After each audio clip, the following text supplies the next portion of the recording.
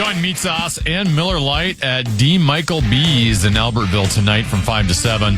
Stop by for drink specials, games, and register for the chance to win a spot in the Vikings Foundation Golf Tournament.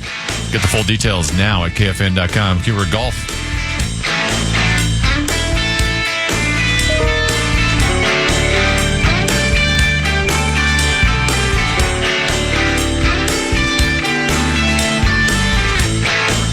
Double 13-14 pass, Common Man program, along with Tennessee. Excited and delighted to be joined, as always, in the 2 o'clock hour on Thursday by the legendary one, Mark Rosen. Good afternoon. Good afternoon to you. If you could turn back the clock, if you could go back and change your mind, would you cancel last night's dinner wherever you went and would have wanted to have been at the Bullseye last night? I had a chance to go there.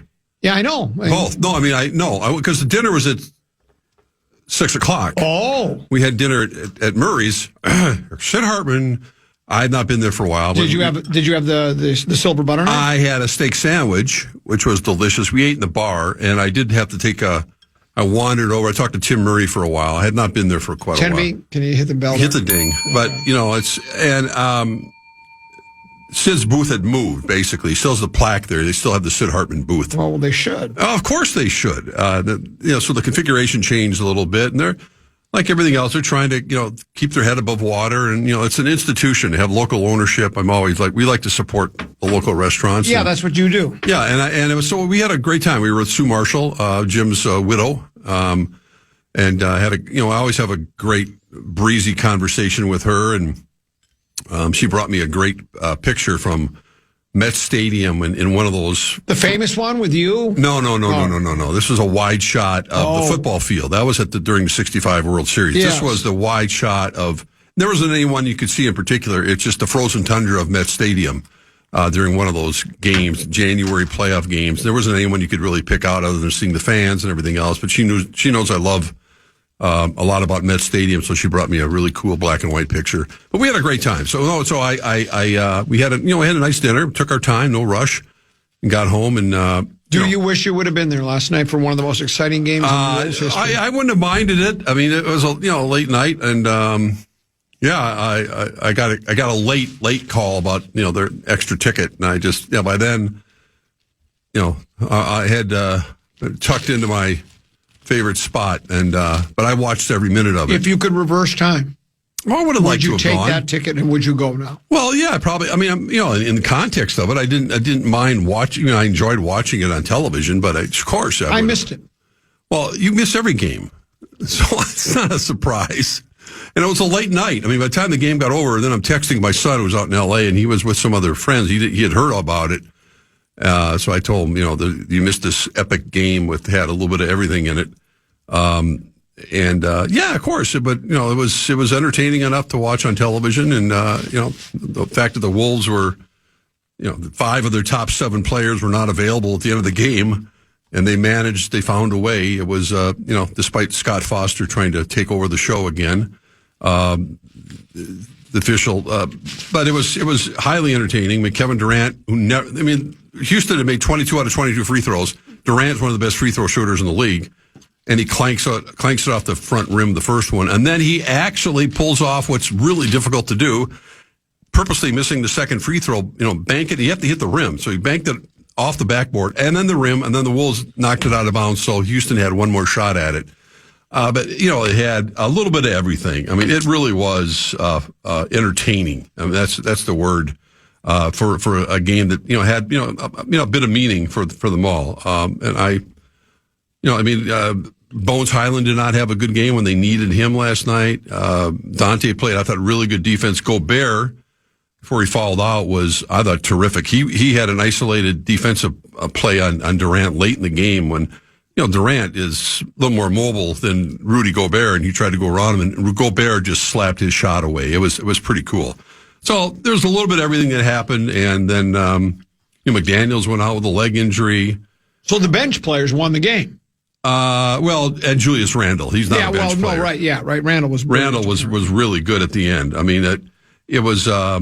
The bench players, they had Terrence Shannon in the game at the end. He wasn't, doing a lot, but Dante played well. I mean, Conley started. So they had to put the pieces together, and they were in control. Houston's not I'm not all that impressed with them. I mean, whoever plays Houston the first round, I think is going to win. I mean, they got Durant still, Durant, but he doesn't have the same impact normally on a game. You think it's passed him by? Not only has passed him by, but I mean, he was 2 for 11 for a halftime, and then he warmed up at the end, clutch time. But I don't think overall they have that kind of a roster right now that's going to scare a lot of people come postseason. Would Durangelo be a fit on our team?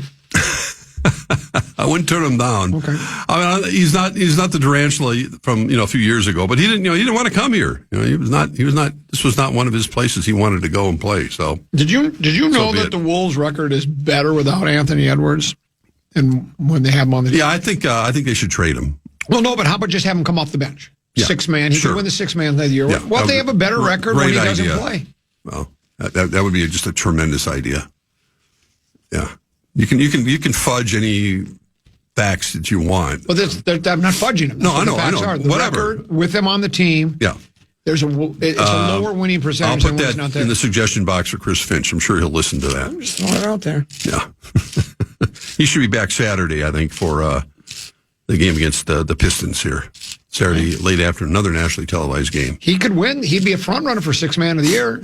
He probably would. He could win that award. I don't think they're going to. I don't think they're paying him. Scoring boost off the bench. Yeah. We've had some great players like that. The league's had some great players coming off the bench, and now for the Wolves, it's kind of Bones Highlands time. So, but it was good to see Mike Conley get a chance to play last night, and he still got some moxie to him, and they didn't really have any choice at that point. Finch said it was like a crime. He was quoted saying it's a crime against humanity. It's a little excessive. It's just the NBA. Well, not only that, but it's Mike Conley's realistic enough to know this is kind of the end of the line. It was already the end of the line for the end of the line, and yet Minnesota picked him up, and I think he's got certainly from a practice standpoint and a smarts standpoint, and just being an extra coach on the bench, he's can offer a lot. But he had a chance to play a lot of minutes last night. And it turned out to be a pretty important game because the Rockets would have had the advantage over the Wolves in the standings at that point had they won, and it was something. That 15-0 run after being down 13 points. You already talked about it, the biggest comeback since play-by-play throughout since this game started in 1997. Right. Randall had all his 24 points after halftime, but. It was stunning that Durant could have he missed the first free throw. That was like, wait, what? He never misses. Let me ask you a question. Yeah. Should we try to get a 4-5 matchup against Houston? Because you don't think Houston's going to. No, I don't think Houston's going to go anywhere. So maybe we should try to get it so we have the 4-5, get out of that first round guaranteed. Well, it could happen. Well, that means Houston would have to get up to a 5. Yeah, exactly. Do we think they can? Well, they're 2 games behind Denver right now. Yeah, Denver's the 4, Houston's the 5. Houston's the 6. I don't think that's going to happen. How about we get to 3? Let's do the 3-6. Well, let's do the 3-6. There you go. Well, let's get Houston. 2 games back of the Lakers right now, and they still have, of course, they still have X number. How many games do they have left? 12? I don't know. They have an opportunity to catch LA. They don't have any more games against LA head to head. The Wolves have one more, I think, left with Houston down the road, but. Yeah, they're kind of, they're in that.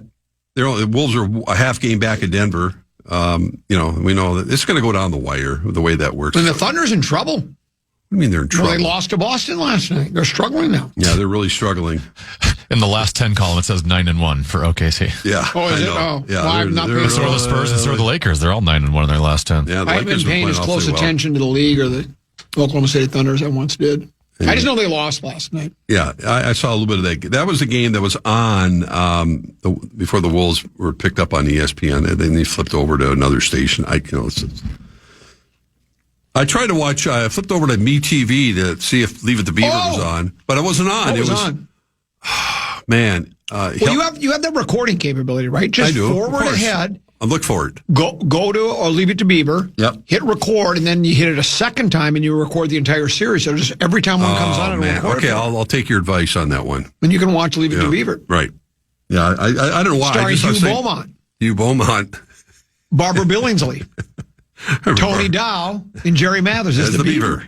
And Eddie Haskell and Eddie, what's his name? Osmond. Ken Osmond was. Yes, he Eddie was. Haskell. That's exactly Eddie right. Haskell. Then he became a cop, L.A. cop. That's exactly right. Yeah. And Eddie Money, who has passed away, but the rock and roll singer, he was a cop before he became. I didn't know that. Rock and roll singer. Absolutely. Interesting. Yeah. I remember taking a tour. I think it was at Universal Studios, and they drove us past the Cleaver House used, and I thought, is that a real house? Are they there? Can I knock on the door? Oh, it's just a TV show. Never mind. But yeah, there it was in all its glory, the sidewalk that Wally and the Beav used to walk up and down in the beginning of the show. Well, I've seen this story occasionally on my handheld. Yeah. That Adult Sense of Communication. Apparently, the Brady Bunch show that was back in the 70s. Yeah. We probably watched. Right. A lot of listeners probably don't know of it, but same thing as that house is like on the historic register of whatever because it's a real house that they use the outside shot of. I don't know if they actually did. My guess is they didn't do the recording of the show inside the house, but they would always show the house. It's a real house sitting somewhere. And, Well, how many times have people, and I still, when I used to live in that area a little bit more, how many times people would stop and take their picture in front of the, Mary Tyler Moore house over in Kenwood, where the balcony was used as, the exterior, and they used the shot over and over again. People would pull over their cars and, they do the Mary Tyler Moore thing and take a picture in front of Mary's house. Yeah. That was probably the most historic Hollywood connection that we had here for an exterior of a place. Yeah. Well, then it must have tickled you because she worked at Channel 4. News, and she worked at a TV newsroom, and of course that's what you do. Well, one of my former coworkers shot, at the beginning of the Mary Tyler Moore show. He was one of the photographers, Daryl, that shot the Lake of the Isles video when she was walking around wearing her Tarkenton jersey, right? Washing the car and all that. They filmed that over at Lake of the Isles, and oh, really? Yeah, Daryl was one of the photographers that, as they're playing the famous theme song. And Mary stopped by once in a while. She was in town. She made an appearance at the IDS, and she came in to. So you got a chance to meet her? No, I did not. Unfortunately, no. I met when Ellen DeGeneres came in. It was not a real. Did you meet Ellen? Yeah, I didn't like her. She had too many weird people around her. She was nice, enough, but... What do you mean by weird people? A lot of handlers, like to call them, bossy handlers. I was like, come on. Well, people like that need them, don't you? I mean, you could probably use, back in your heyday, you probably could have used them. Oh, yeah. People trying to glom onto you all the time. Yeah, constantly. Question. Yes. Twins Orioles. Yep. Can we not watch that unless we have Twins.tv? No, it's on Xfinity. Where? I just told Abbott I can give you It's not listed in their guide unless it's... Well, I just had it on and I was in Abbott's office. What a bad break for us. We cancel you the game.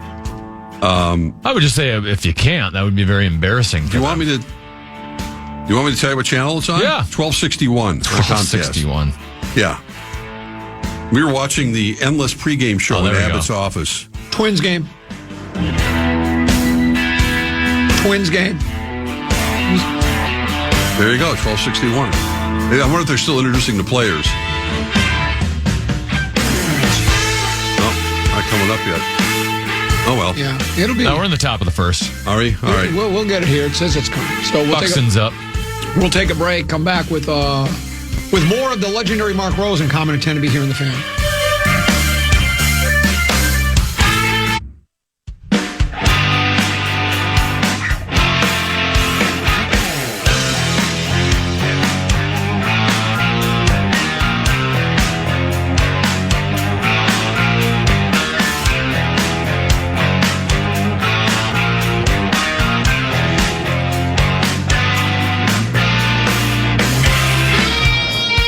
Couple 13-14 pass, Common Man program, Common 10 to be, and Mark Rosen. 3 up, 3 down, top of the first. Buxton strikes out swinging. He swung hard. He did. It was a good swing. Good swing. Didn't make contact, but... Didn't make contact. No. And then Luke Keishel. Or is it Keishal? Keishel is what I've heard. I don't know. He He grounded out to short. Listen, and who led off? Contact. Whoever led off. I didn't see the leadoff hitter. I don't know. Out, but I don't know what it was. He got a left-hander on the mound, so I assume it was a right-hander. I don't know who it was. But what I mean is, I don't know. Did he ground out, strike out? I don't know. That's what I'm saying. I don't know. Yeah, I don't either. But there you go. So Twins Ryan on the mound for the Twins. Meekly up and down in the first inning. Meanwhile, the Wild play tonight. As we were talking about with Tennessee, it's like they're almost anticlimactic at this point just because, barring... I mean, they still could catch Dallas if Dallas went in a tailspin, but they're probably not going to. So it's like just sort of kind of playing out the string. I'm not going to compare them to exhibition games by any stretch of the imagination, but that's kind of what we're doing is we're just like, well, this is... I remember when Ann said at the beginning of the year, he said, it just seems like we don't want to play these games. Yeah. We just want to get to the playoffs. And that's what the Wild are. Basically, that's what we're doing now, is just waiting to get to the playoffs. Well, yeah, there's a 99.9% chance, basically, that the Wild are going to face Dallas in the opening round. And we know that by now, and we've known it for quite a while.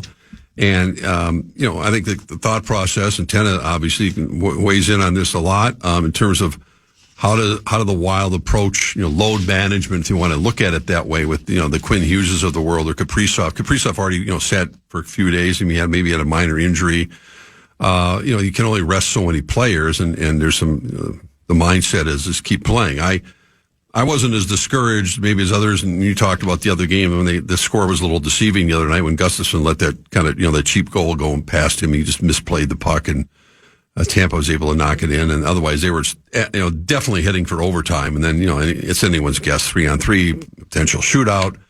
Now they're playing Florida tonight, and it is. You're right. I mean, it's a psychologically, their heads are, a couple weeks away from where they really are, where they're going to be, and the kind of style of play you need to have. And I don't know what John Hines is doing. I think they just kind of push the buttons. I think it's just pretty hard for hockey players to kind of take their foot off the gas. I mean, they just go. They just play the game. And, I don't think psychologically when they're taking their shift that they're going, well, really, this doesn't mean anything. I think I'll just take it easy. That's how you get hurt. That's how you get, put yourself in a bad situation. So, I don't think there's anything like that. I mean, you're just, your DNA is just to go play the game. That's just the way you're, from the time you laced up skates. And I don't, but obviously as a team and when the playoffs begin, it's a whole different style. And we've seen that time and time again. It's just been such a long time since the Wild have been able to advance past the first round. And everyone says, well, yeah, it's going to be quite the gauntlet. And it is, but that's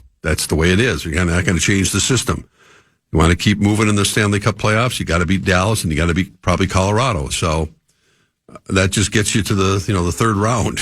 But that's okay. You know what? If you're good enough, you talked about Common, they should be afraid of us. That's what I'm saying. Yeah, 100%. The team is built for the long haul, a little bit more physical. And it tend to be said, I think, today and yesterday, it's one of those things. It's kind of just Minnesota because we always do kind of find a way to lose. So it's almost like it's built into our DNA that it's like, we used to tease Tennessee about being, the chattering the teeth with the Blackhawks because the Blackhawks had our number, right? They did. They just did, and there was nothing you could really do about it. So I do know one thing is Joe Ryan's got Baltimore's number. A couple of harmless pop-ups, one to the shortstop, Brooks Lee, and then the first baseman. I got to admit, I guess I'm not paying as close attention. Caratini. I had never heard of him. I had not have heard of him. I saw his name in the lineup, and I went, wait, he plays for the Twins? As they say, remember, wasn't there one of their slogans, get to know him? Was that the Twins slogan? That was back in the Butch Weiniger days. Well, I love that kid was the other thing. But I was listening to Lavelle when I was driving around through my appointments this morning, and he was talking about the potential lineups in St. Paul. We've talked about the Saints, and the number of players that are going to open the season in St. Paul that are probably more familiar, even if you've been following the Twins organization at all, with Walker Jenkins. I mean, Culpepper, the young strikeout to end a 1-2-3 baseball like we love it. It is. You got your low scoring game going already.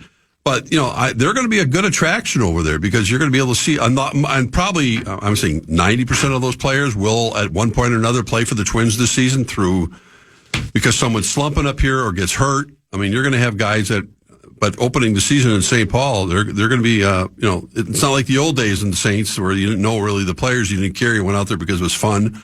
Now you can get out there because it's still fun, and they have their top minor leaguers out there. So that's, and it's a pretty good bargain for. Well, the organization, at least in their TV commercials, and I've seen a number of them during sporting events locally here, they don't show any highlights of the games themselves. It's showing the pig come out with the ball, and so the sumo wrestler guys, and so they're still promoting that. Though you're right. I mean, they are a AAA team now. They are legitimate. Correct. Before they were independent. Yes.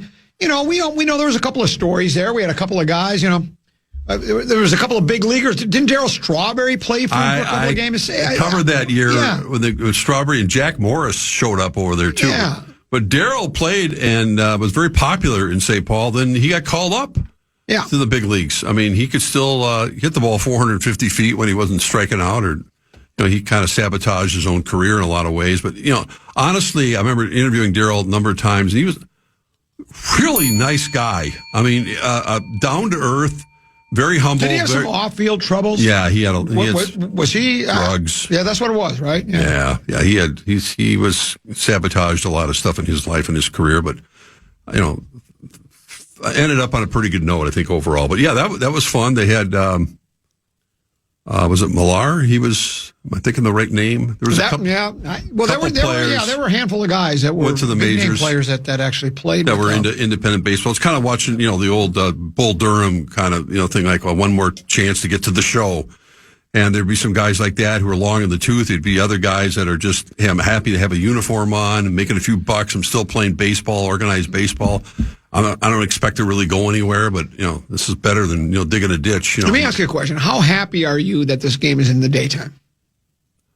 Thrilled. You're thrilled. Well, again, I loved last night's game. You didn't watch 1 second of it. It was on Netflix. It was a 7-0 I heard win. it was a disastrous production. It was wonderful. You didn't see 1 second of it. It was baseball like I've always loved it. I saw my guy, even though the Yankees won easily, I saw my guy Aaron Judge struck out 4 times in 5 appearances last night, picking up right where he left off. Why don't you like him? What do you have against Aaron Judge in the Yankees? Because he chokes in the postseason. At least he gets to the postseason. Well, he's got good teammates. I mean, they won easily last night, but no, I didn't even think about putting on. I have Netflix. Didn't even think about it. Just because it was the Yankees, or just because it was the Yankees? nighttime? I've been. Come on, I'm in New York. I still have I'm saying a love of the Yankees. I overall, I don't mind. I don't obviously unless they were playing the Twins. But no, I had no interest when I got home from dinner and put the Wolves game on. I checked the score once and I checked the box score. I see Judge has struck out 3 times already. I thought you were a ball guy because I watched it. You did not. Walner's at the plate now. Look at it. He's got such a great eye. You're not going to. Lavelle thinks he might hit 40 home runs this year. Well, does that include batting practice? Wow.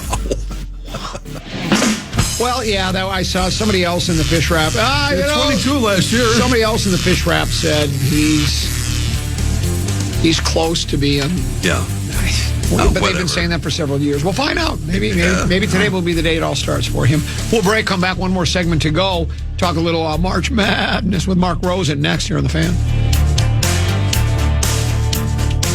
Wow. KFAN.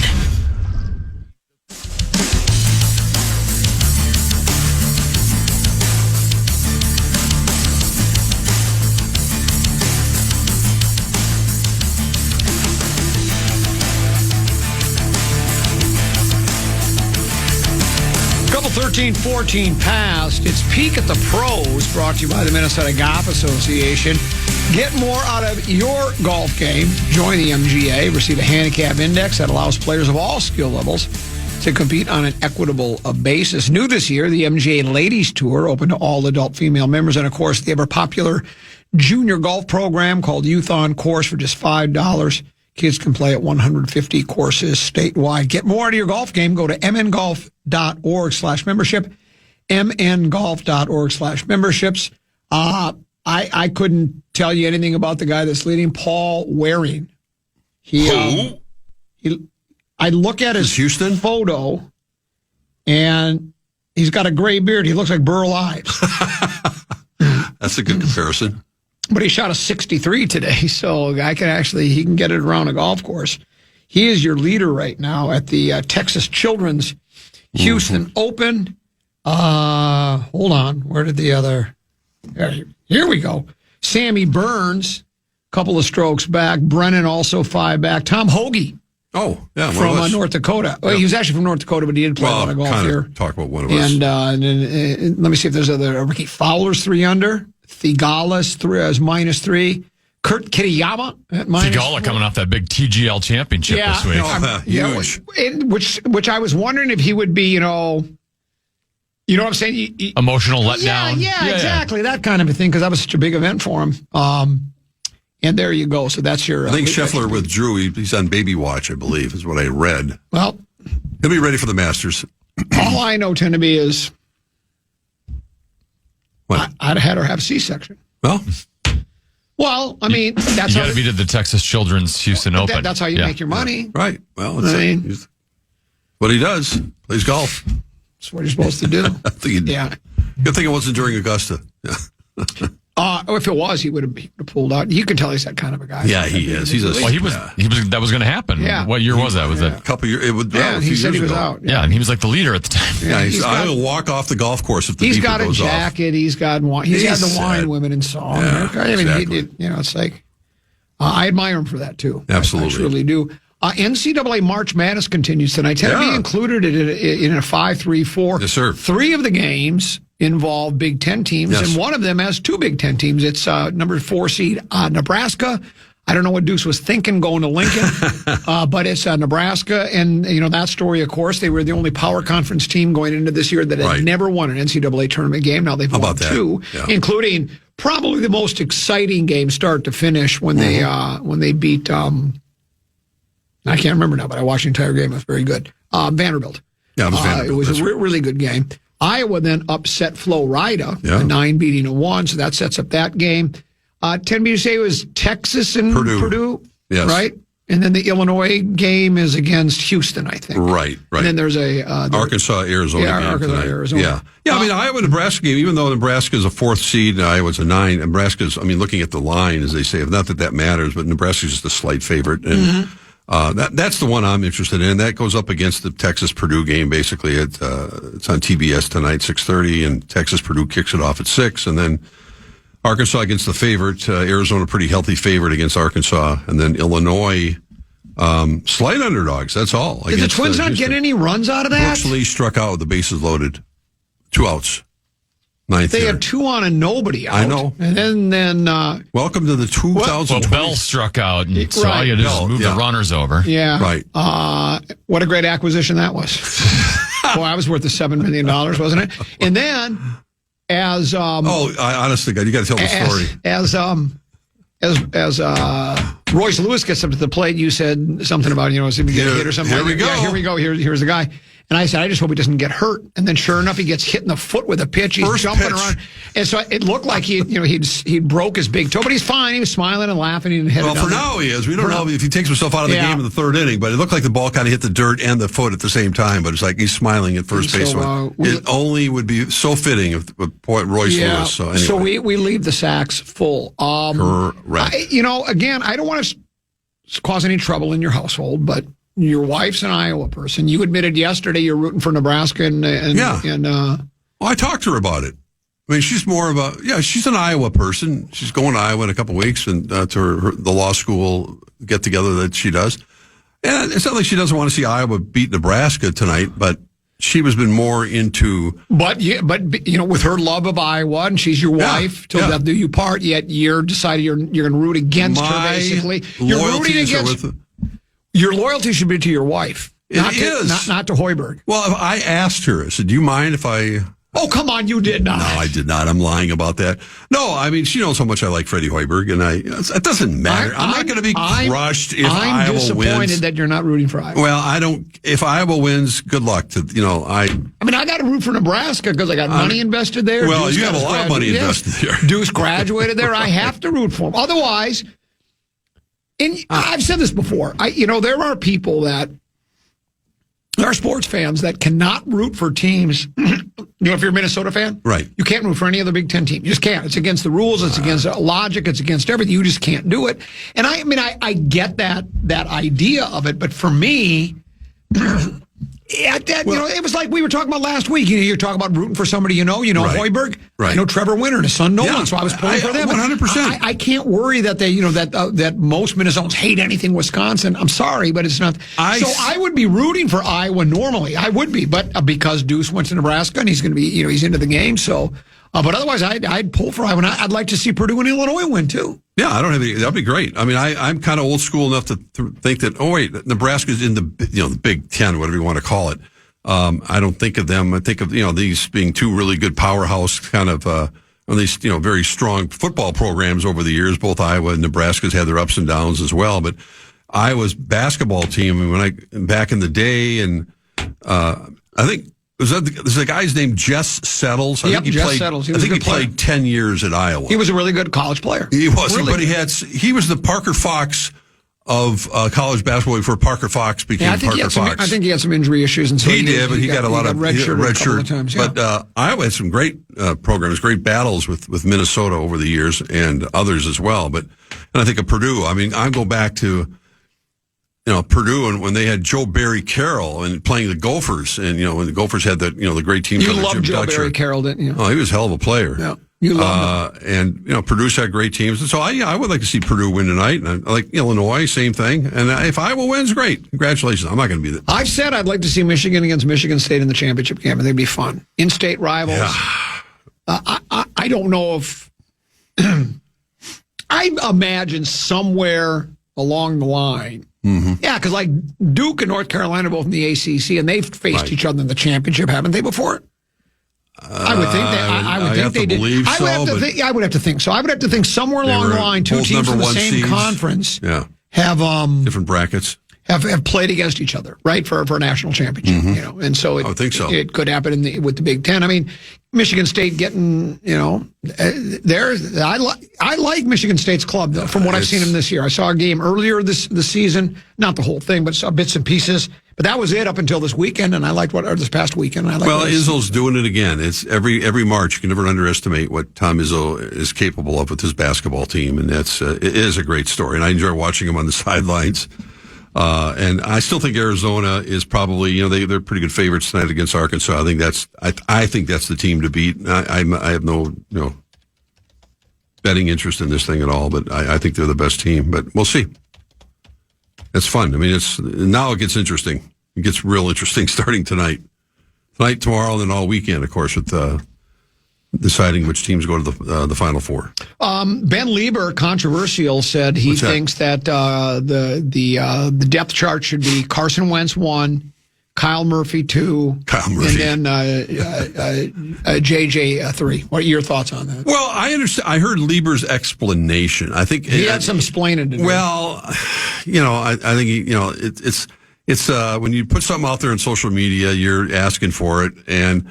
I don't want to speak for Ben. He can speak for himself, and I think he did, is that as far as walking into Vikings training camp right now, that Carson Wentz, because he's so familiar with the system and what KOC already, and he played X number of games with the team and being a veteran, he's probably better suited to take over the spot right now than either Kyle Murray or J.J. McCarthy. I think that's his thinking. But not that he's got to go out and win the job, but if he was going to put a depth chart together based on right now, I understand that thinking.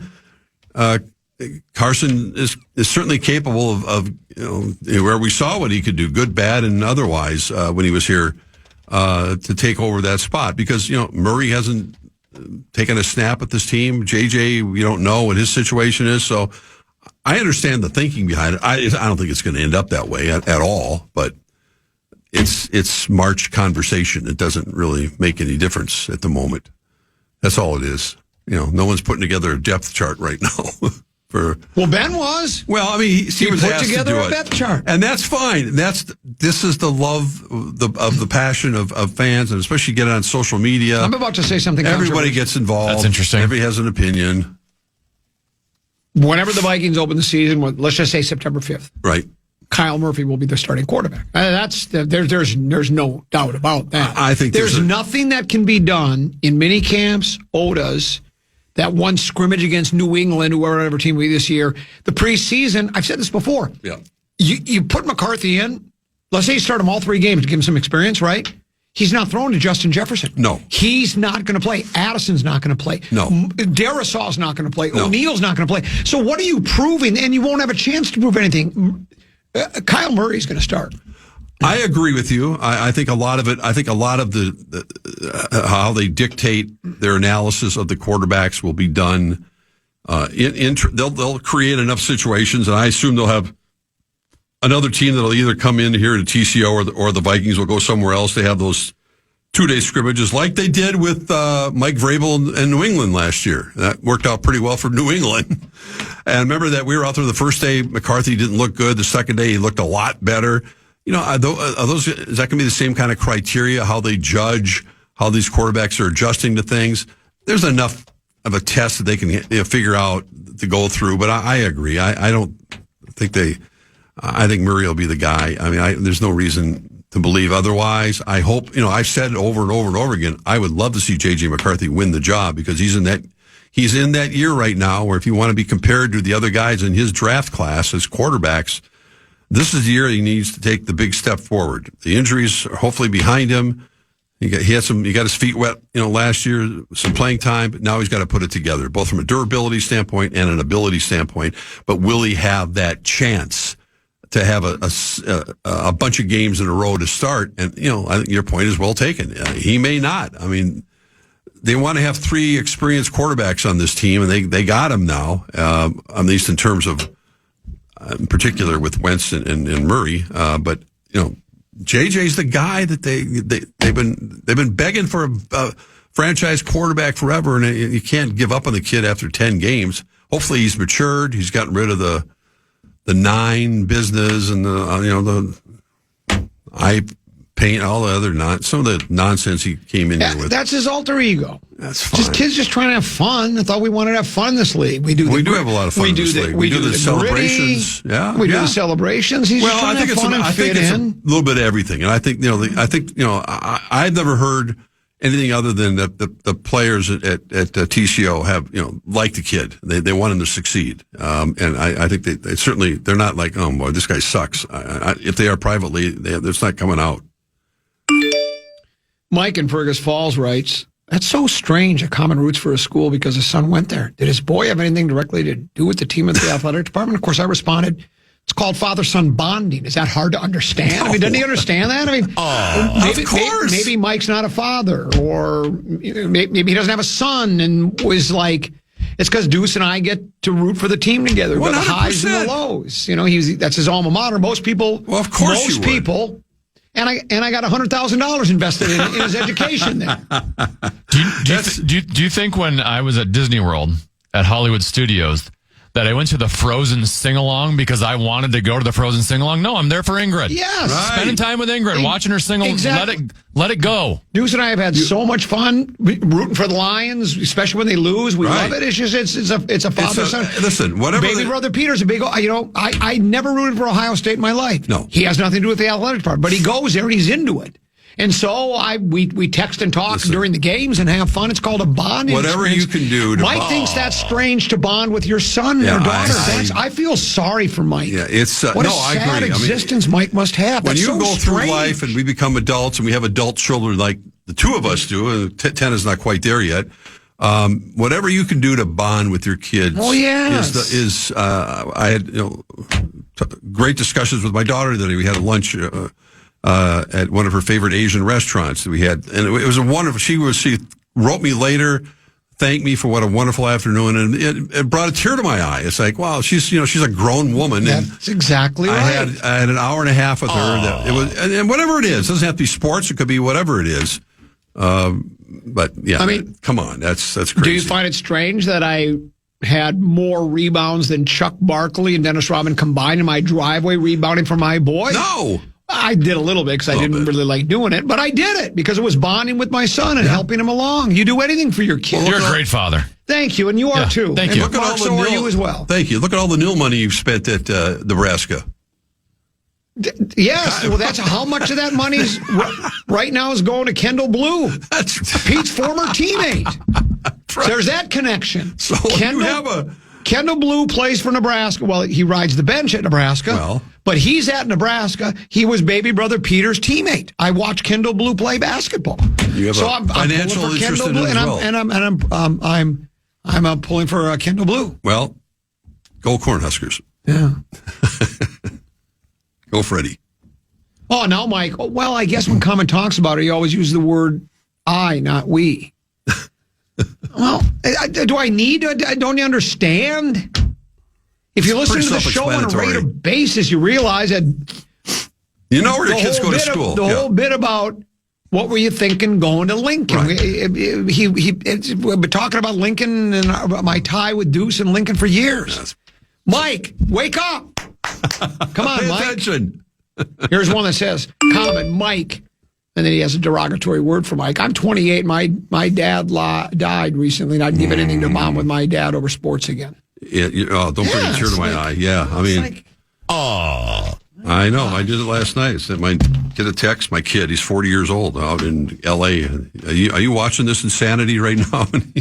With the Wolves, and he wasn't for once. He had other things he was doing, but yeah, it's a great way to and that's not all you do, but come on, it's a big part of it. For those of you who have younger kids, and mine's older, yours are obviously college plus right now. I don't have to remind you that it goes in a blink of an eye. Watching Luke Keeschel develop is what it's all about this year. He's at the plate right now with a runner on second. He reminds me of Bobby Witt. There goes. Oh, what a play by Belanger. Safe, though. Oh, he's safe. Yeah, he's got speed. Yeah, he does. So, runner remains at second base. He's got great hair, too. Yeah, he Keeschel hit he has hockey hair, we call it. Yeah. Keeschel hit one into the hole between third and short. He's your all-star this year. The shortstop went down, and he made a great pickup and a great throw. He didn't waste any time, but you're right, Keishel's pretty quick, and it was a one bouncer. And so now we got runners on. This Twins club, you know what they're like? What's that? I would call them piranhas. All they do is they just keep eating away and eating away and eating away. How much fun was that? Oh, that was so much. Those years were so much fun with Ozzy. The Orioles can play defense, man. That was a great play. Here comes another text. Dad, image and likeness. I'm shedding a tear right now. I miss my dad a lot. See, there you go. Of course. Dad, image and likeness. I like that. That's exactly right. That's right. It feels like Deuce is one of my kids, for crying out loud. I spend time texting. This one says, give Mike a break. How would he know where your kids go to school and you never talk about yourself? And he's right. I don't. I try to avoid that at all costs. It's really not like me. I don't like to use myself as an example or a comparison or anything. So, yeah, I think I've told this to Tennessee a couple of times. I watch more Twins baseball in March and early April than any other time because it's just something on. It's afternoon, on. Right? You go home. As I just talked about, right? You kick on the TV and you watch a little bit, and dinner. And after they start 1 for 5, I'll stop doing that. Yeah, it'll be over at that point. Well, it's a great day today. Watch a little baseball in the afternoon if you're so inclined and have an opportunity. Then he had a 17-run value on the 4-seam fastball in 2025. What does that mean? I don't even know what that means. All these statistics in baseball. They have are just insane. The game has passed me by. I miss the days of getting my sporting news and just sucking up all the information. I mean, it was like the Bible. You get the sporting news in the mail, and oh man, that was it. And you look up the batting averages. Your guy from the 651 says, "Common, will you be my interim dad?" I will. I would do that for you. I'd be your interim dad if you feel like you need one. I'm probably old enough to be his dad. Maybe. Oh, that's it. And here's another bad one. I see he lost his dad. Yeah. As a 30-year loss, my dad tragically fast just 3 years ago. He wishes he would be doing some bonding with his dad right now. So, yeah. 100%. Deuce and I we'll do this back and forth. He'll be at the game in Nebraska at the football game, right? And I'll text him in all caps, Husker! And then he'll text me back, Power! And then when they get beat in another unimaginable way, we just go, I'm done with this club. You have yourself a good weekend, and we'll see you next Tuesday at 2 o'clock. I will look for it. Thank you. Tenneby, thanks for having me. Hey, great job. You as well. We enjoyed our visit with you today, as we always do. Stick around. Big ticket Brett Blake morning, because JG's traveling with the Golden Gophers. They play tomorrow against UCLA. Talk to you tomorrow at 12 noon. And good night, Mrs. Calabash, wherever you are. Listen back to any of Common Man's programs by podcasting on the iHeartRadio app or KFAN.com.